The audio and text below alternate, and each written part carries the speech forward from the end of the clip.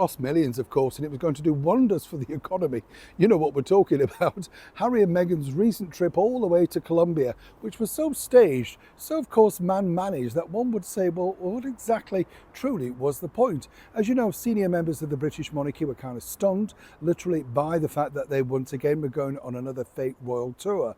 But you see, the VP of that particular country, Franny Marquez, thought, well, look, I've seen them on that Netflix show. This will do wonders, of course, to bring things back here to Colombia. They're worldwide icons, particularly in her eyes, and she thought that that would bring focus and, more importantly, lots and lots of eyeballs to a country that now needs to kickstart itself back and hopefully drag in a lot more visitors. But how did it pan out? Let me explain.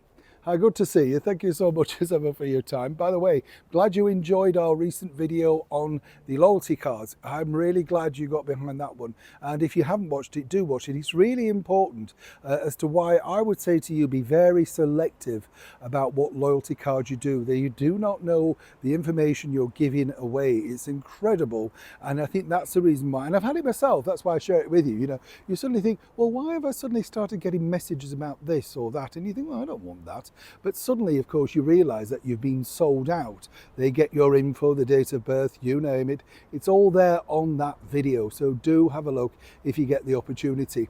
Now, some might say, of course, there's no loyalty in the game of show business. Oh no, never any loyalty, let me tell you, because this is Franny Marquez's deal, of course, because she recently invited, at great expense, Prince Harry and Meghan Markle over to Colombia.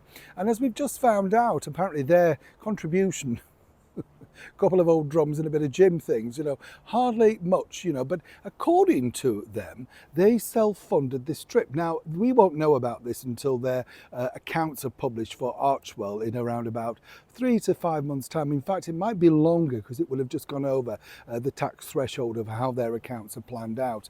Yes, this is how it works. So eventually we'll find out exactly who funded that trip.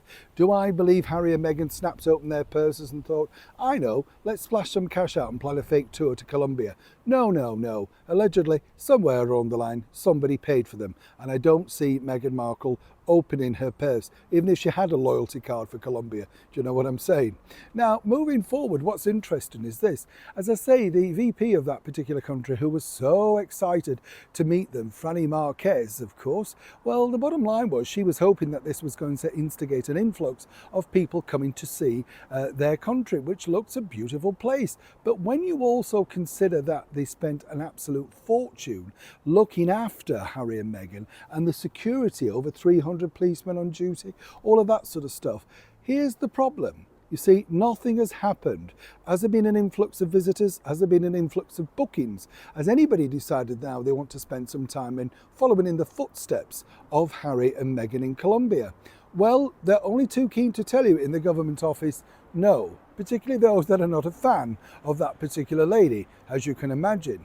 But apparently it's all going to be in the fullness of time, because once they start putting brochures out with Harry and Meghan's picture on, and you know, they're going to say exactly where they went and all the things, apparently the world will now descend on the wonderful place that is Colombia.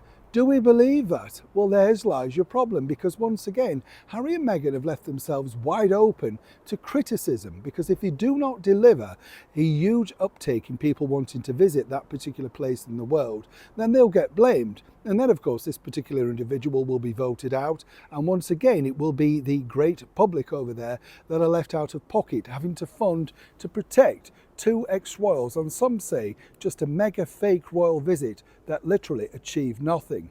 Do you believe that they could turn it around in the end? Harry and Meghan, of course, have never mentioned Nigeria ever since they set back foot in California, even though, of course, she was given that wonderful name. So it's going to be interesting if they reference back Colombia, or indeed what makes the final cut on their end-of-year review of Harry and Meghan around the world.